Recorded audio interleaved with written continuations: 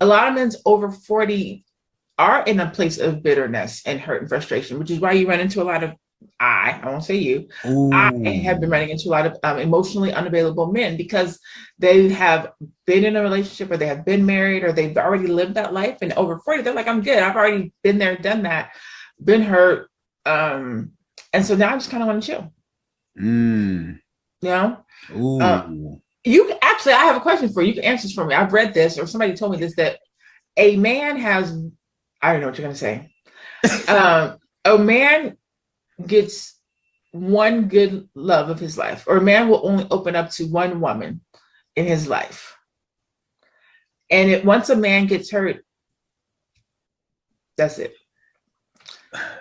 Is that true? Because as I'm getting older and dating, it appears to be true.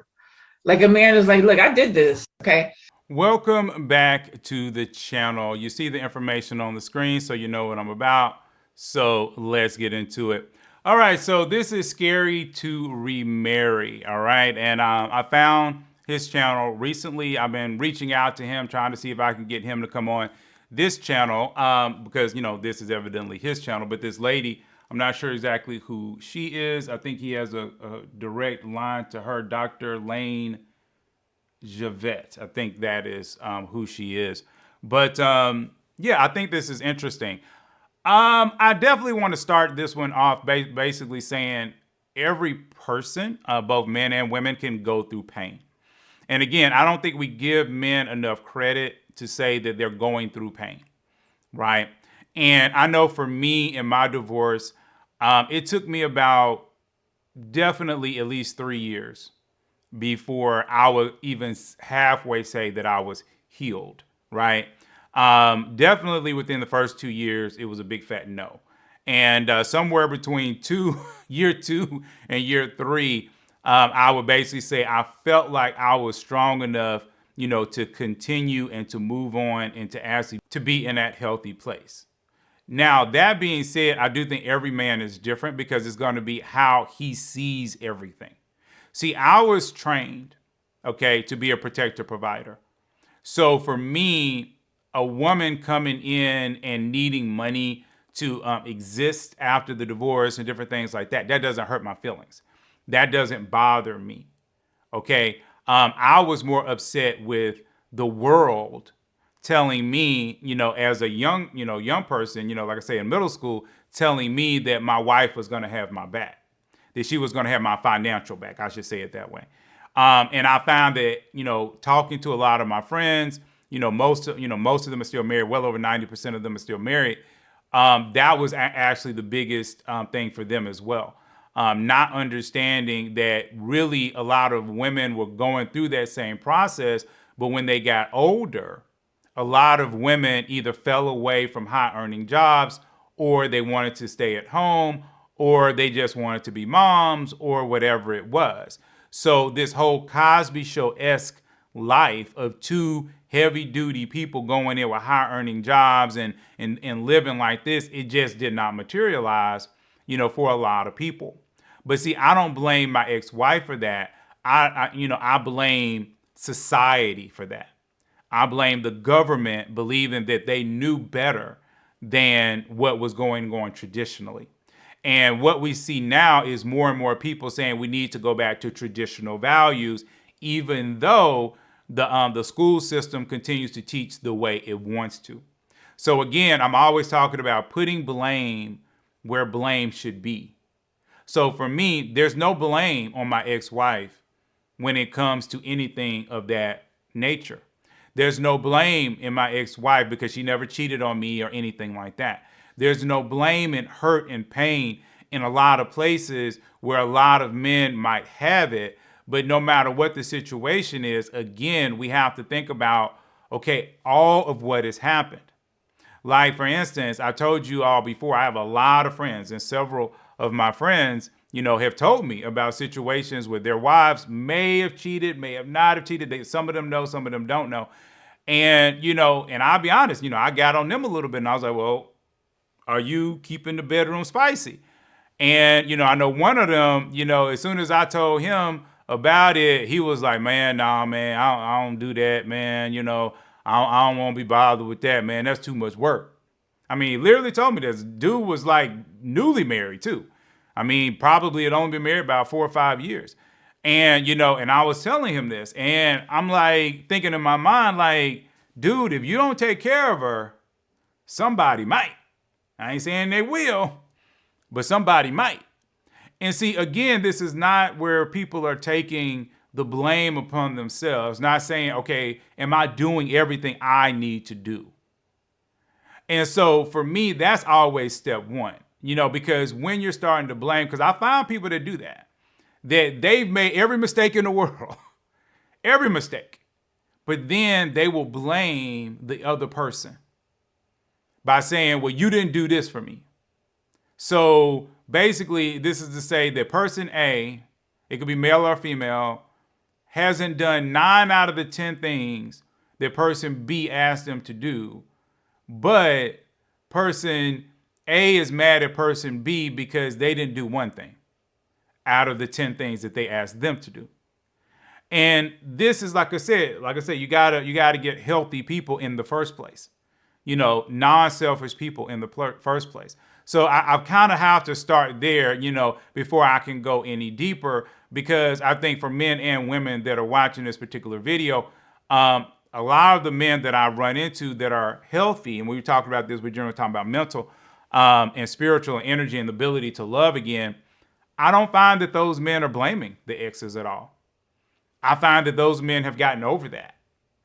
And they've recognized where they've made mistakes, and they recognize where the other person made mistakes. But then they're saying, okay, yeah, I recognize more and more every day that I did a lot, and I made a lot of mistakes in that. So that's part one of this. Part two of this is, again, I don't think the average 40-year-old man struggles with love. I just don't. But that does not necessarily mean he wants to go down that path again. Because I think that a lot of women have to understand, and this is why I'm always talking about Christianity. I've never understood, and I'll continue to stay on this hill, and I'll die on this hill, as people say. But I've just never seen a situation where, like for me, I just have to speak for myself. If I wasn't a Christian, or if I was what they call a super lukewarm Christian, where I really just don't care. I'm calling myself a Christian, but I really don't go to church. I really don't care about God. I'm not really worried about any of these things. That I'll be honest with you, I wouldn't get married. I wouldn't get married, especially if I had kids. I'd be like, why get married? It'd be easier for me to just, get in little relationships, hang out with women 5, 6, 7 years or whatever, or maybe just at 6 years and jump the boat, don't want no common law marriage. And just do that. And maybe at 65, like a lot of these men are doing, try to hurry up and grab a woman, to have a woman to take care of me in my, my later years. But beyond that, it's like, why in the world would I get married? What's the benefit? And see, I think that a lot of women are not looking at it from that perspective. You have to look at it from the perspective of what is the benefit for the man. But when you're dealing with a man that's Christian, and he's truly Christian, so this is a man who's reading the Bible. This is a man that's going to church. This is a man who listens at least to a little bit of gospel music. Maybe he's not perfect, but he listens to a little bit of gospel music. This is a man who is truly concerned about God's eye, looking down on him. That man is not going to sin forever. He's just not going to do it. His conscience is going to get to him. And the Holy Spirit is going to be constantly talking to him, even if he doesn't want to listen to the Holy Spirit. So that man will marry.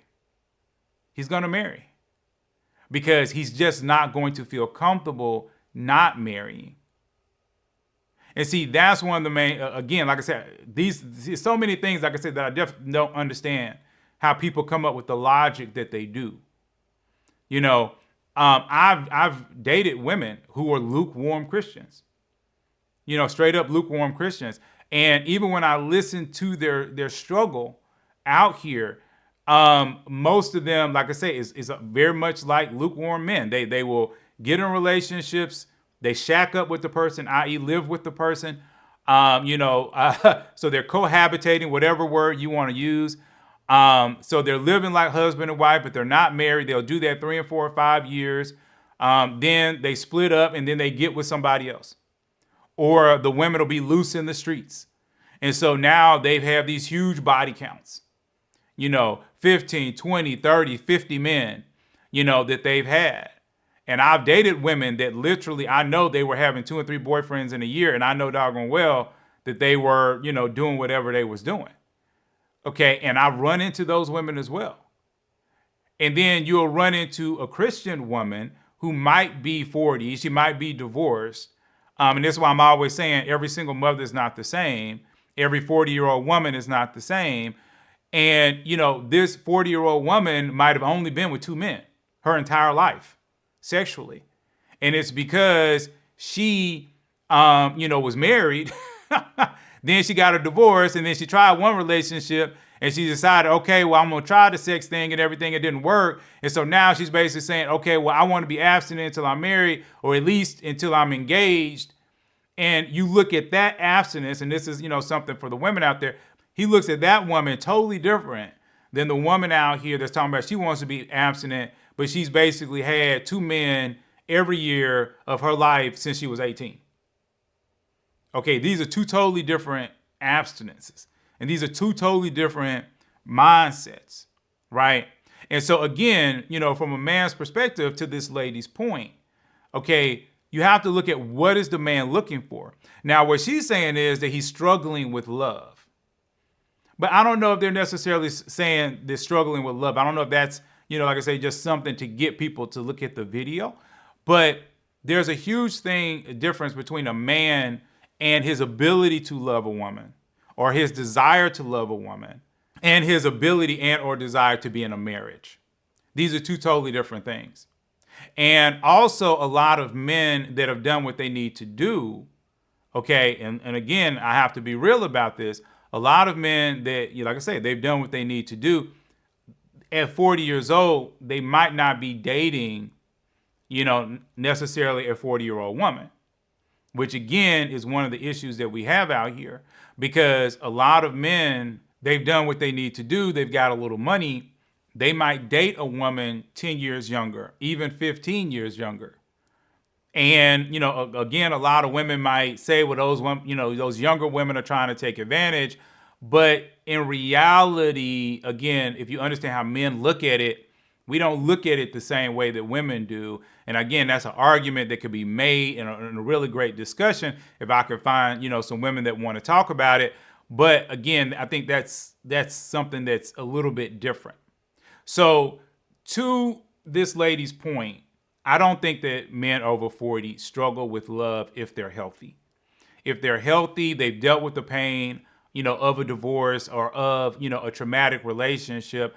I don't really think they struggle with love. In fact, I would say that they're doing much better than a lot of their, female equivalents. Not to say that these women cannot get married, not to say that they can't find their person, because I'm always saying everybody can find their person if they get out and that they do what they need to do. In fact, like I think I've told you all before, there was a lady right at the beginning, right before I even had this channel, and I was watching her channel. And I think at the time she might have been 42, 43 years old, and she had a daughter, okay, an older daughter, maybe about 16 or 17 years old. And she talked about her journey towards femininity. And it was through that journey of femininity that she found her man. And I think, like I said, in the 1 year I was watching her off and on, she ended up getting engaged. So hopefully she's married. Like I said, I never watched her, too much after the engagement point. But I would believe, she would probably be able to marry the guy. And the guy was much higher level than she ever would have thought, because she basically never really thought she was attractive. And she also talked about the fact that her man had money. He had money. You're talking about like a man making $250 or more, but she was able to find him. And it really shows the power of femininity. Okay. And I've always talked about that femininity is really a man's weakness. I mean, it is truly, how to get to him. It's truly through femininity. And again, I could talk about that in a whole nother video, but it is really a superpower when women have it. So the final thing she talked about was a man only having one love of his life. And again, I think that's a very romantic situation. I don't necessarily think that's an actual situation. Again, this goes back to who people are dating. I'm always talking about that because even men can date women based off of just their attractiveness alone, not really thinking about their personality or who they are on the inside. And because of that, he might end up dating women that can't take the weight of his heart. I will say this. Most instinct-driven men, which is the stereotype for men, which is the type of man that most women say that they're the most attracted to, okay? Most instinct-driven men, okay, will only let you in their heart one time. I will say this is really important for women. And feminine women tend to do very good with this. Heart types. Heart type, extremely feminine women tend to do very good with this. But thinking types and instinct type women don't generally do as well.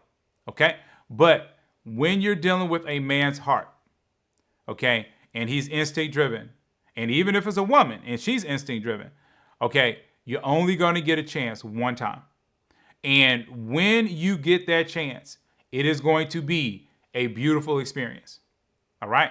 But if you mess it up, that the gate is going to be shut, is going to be locked, and the likelihood that you get in to that heart again is extremely slim.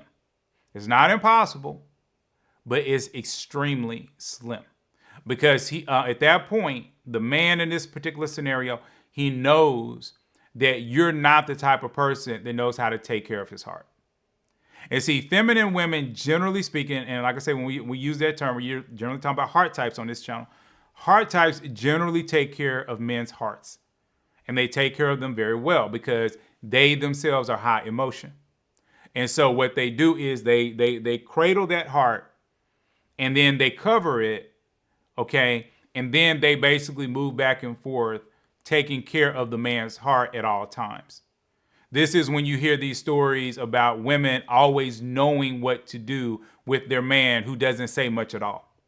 Okay, you see it in romantic literature, you see it in movies and different things like that, because these are very feminine women who kind of understand, they've watched and observed their man enough to know, okay, where his heart is, and they know that's not a place, okay, that they're ever going to cause hurt or pain.